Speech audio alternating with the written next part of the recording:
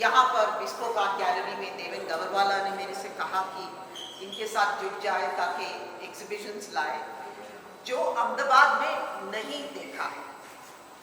और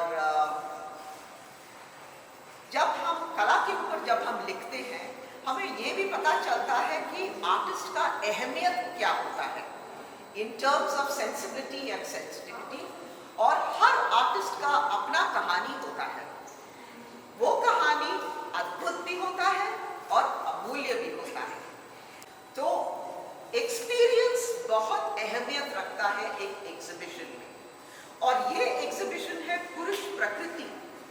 पुरुष प्रकृति के बारे में जब हम बात करते हैं तो हम जाते हैं भगवत पुराणों के समय, जब प्रकृति और मनुष्य दोनों के बारे में लिखा है कि प्रकृति और मनुष्य दोनों जीवित रहते हैं एक दूसरे के लिए। और जब हम वो पुरुष प्रकृति का जो वो देवनागरी का जो शब्द लेते हैं उसका रहस्य अलग होता है और उसमें एक मिठास है जो अंग्रेजी में नहीं है, इसलिए मैंने वो नाम रखा। और अप्रैल था earth month, celebrating the earth, celebrating धरती। 22nd of April was Earth Day. So इस एग्जीबिशन में you have paintings, you have drawings, you have printmakers, you have sculptures and you have ceramics. So but this exhibition पिछले in the month of March हिम्मत शाह का देहांत हुआ। हिम्मत शाह का जन्म हुआ गुजरात में लोथल में। And among sculptors in India, Himmat Shah was one of the most important.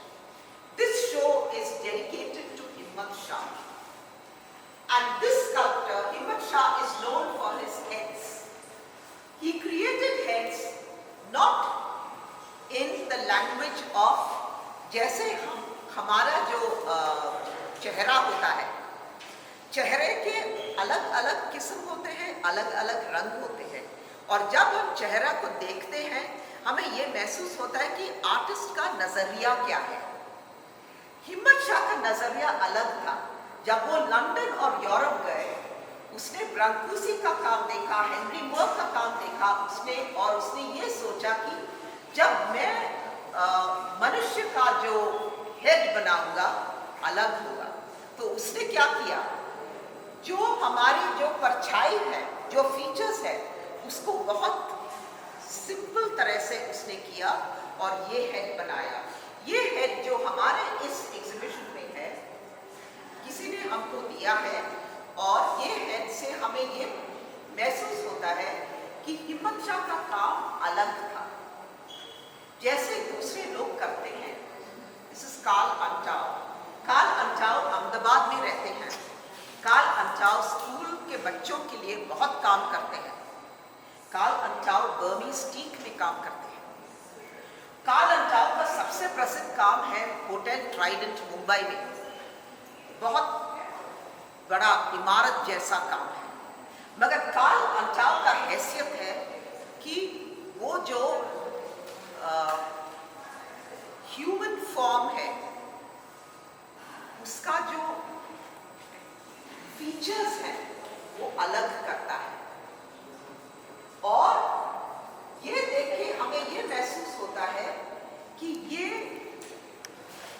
जो मनुष्य का जो चित्र बनाते हैं ये इस समय का नहीं है, एंटिक्विटी, बहुत पुराना। तो हम ये भी कह सकते हैं कि सबसे बेहतरीन आर्टिस्ट क्या करते हैं जिंदगी में, जो पुराना है उसको आगे लाके हमको आज के भाषा में प्रस्तुत करते हैं। And that is the beauty of this exhibition.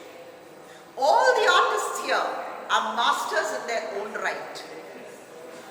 And क्योंकि मैं 35 साल से लिख रही हूँ, मुझे मालूम है कि कौन कैसा काम करता है, वो भी बहुत जरूरी है। You know, so when we look at the sculptures उसका अनुभव अलग है। जब आप पेंटिंग देखोगे उसका अनुभव अलग है। जब आप ये देखोगे ये है केशरी नंदन कुमार, जयपुर का। केशरी नंदन कुमार सिरामिक काम करता है। केशरी नंदन कुमार हमारे देश के सबसे मान्य सिरामिक आर्टिस्ट है। उसने हिम्मत शाह के लिए भी सिरामिक का काम इंस्पायर किया।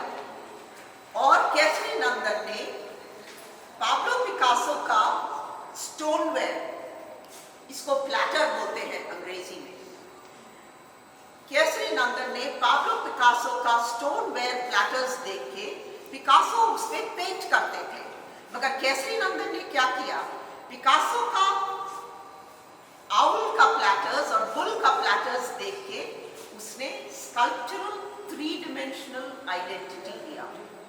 तो ये दोनों प्लैटर्स अलग हैं। जरूर कह सकते हैं कि देखने के बाद अद्भुत लगता है, but it is the beauty of form, and that is the glamour that every artist wants to have, the beauty of form.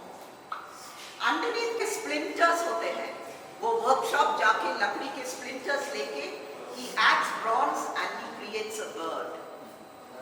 When we look at composition, the most important thing about an artist is originality. And that is what I as a curator look for, originality. This is Nilesh Vedi. He has been painting man and elements of the earth for many years now. And he paints on canvas. And he paints works that have a very strong spiritual edge. When you look at this is Prakriti and this is Manushya. Muzaffar Ali. Muzaffar Ali's calligraphic works were created for his show in Delhi at Bikaner House. And when he created the calligraphic works, it was a new series.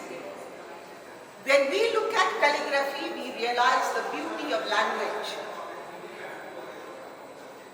Bhasha is something that is itihasic. It never dies. And the beauty of language is the manner in which the script is created. So if we look at Indian languages, we look at the Devanagari script, we look at the Persian script, we look at the Urdu script, we look at Tamil, we look at Kannadiga, we look at Malayalam. Each script has its own beauty. That is what we see. Then we look at sculptures. There is a lot of writing on the cruelty to elephants in the temples in Kerala, but also cruelty to elephants at zoos. And so we are talking about the importance of conservation. Above you,